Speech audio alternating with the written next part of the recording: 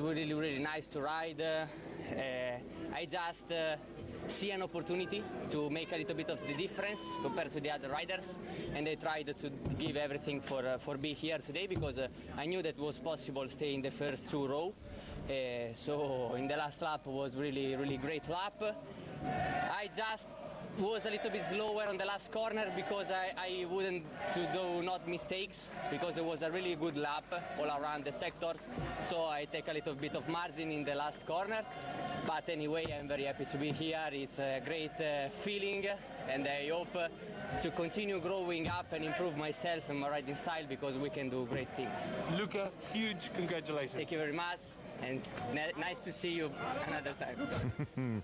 Fantastic, brilliant stuff back by Luca Marini. Huge congratulations to him and to the Sky VR46 team. A first front row start for them in what at times has been a pretty tough rookie season. I think even he'll admit that, but good things come to those who wait. And like he said, there are good things ahead in the future. He'll be on a full factory GP22 next year. Great scenes there as well. What a likeable character Jack Miller is. Congratulating Luca Marini. The pair of them will start on the front row behind a poleman Pecco Bagnaia. But here he is, the Aussie Jack Miller, back on the front row in Misano, down in Parc Ferme with Simon. Jack, such a good effort, so close to pole, only a thousandth or two in it. It looked like a scary session.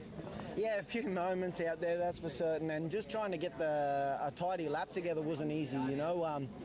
The combination between the wet patches but also the cold tyre, you know, here it's, you know, quite, let's say, it's well known that when the temperature's down here you struggle a little bit more on the left-hand side of the tyre, just getting temperature into it.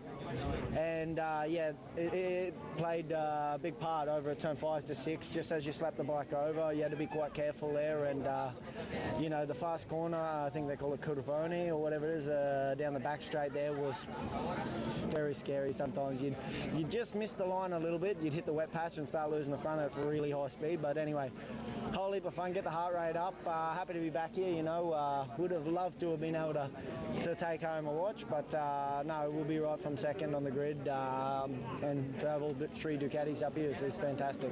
Great effort, Jack. Congratulations. Cheers, Simon. Thank you. Yeah, great effort by Jack Miller.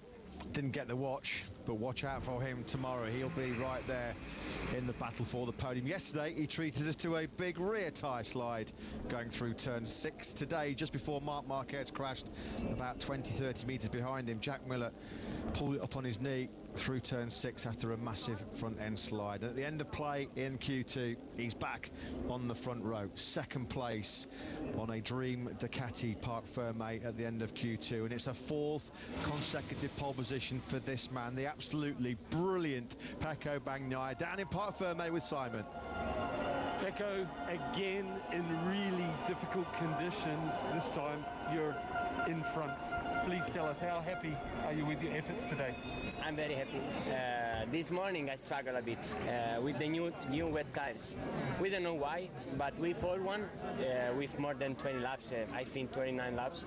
My pace was very fast and consistent, but then when I put new tires, rear tires, I struggled a lot this morning. I overheated the rear tire, and it was very difficult to set a good time, so I was out of the Q2. But then in this condition, I think helps a bit, because you have more laps to take your confidence with your bike, and finally I had a bit of luck compared to Jack, because he did the same time, I think, but because my second, I struggled more with the second new tires in the last exit. In any case, I'm very happy. In front of our fans is incredible, so the best way possible to finish this Saturday. Another amazing job, Pecco. Congratulations. Thank you very much. Yes, it certainly was, Simon. Fantastic effort from Pecco Bagnaia with his back against the wall. He came out firing this afternoon. The perfect day for Ducati. A disaster for Fabio Quartararo, the World Championship leader, Matt, who has to start from 15th tomorrow.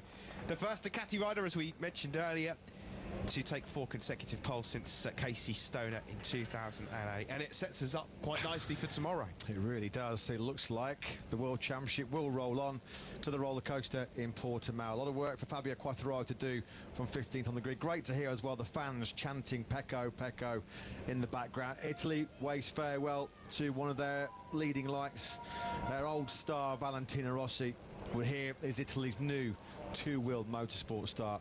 Make no question about that, Pecco Bagnaia. 4 consecutive poles, and what a chance to claw back some of that 52-point deficit on his main championship rival Fabio Quartararo going into tomorrow's round 16. It's going to be fascinating as well to see Fabio Quartararo have to fight his way back through from way down on the grid. Bagnaia then takes pole position for the 4th time in a row in 2021. On the front row, an old Ducati front row with his teammate Jack Miller and the brilliant home crowd favourite Luca Marini. Pol Espargaro, an excellent qualifying for him. He starts 4th ahead of Oliveira and Morbidelli. Marc Marquez had an eventful afternoon, 2 crashes for him. He goes from the head of row 3 and 7th with Leccuona and Petrucci 8th and 9th. They were on the front row at one stage. Zarco will start 10th ahead of Aleix Espargaro and Jorge Martin.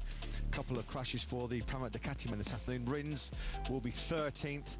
Then we'll have Alex Marquez down there as well. Nakagami 17th, Mir 18th after 2 big spills for him in FP4 and Q1. Vignales 19th, Dovizioso 21st, and Valentino Rossi on his farewell to Italian fans in MotoGP. He will start from the back of the grid in 23rd.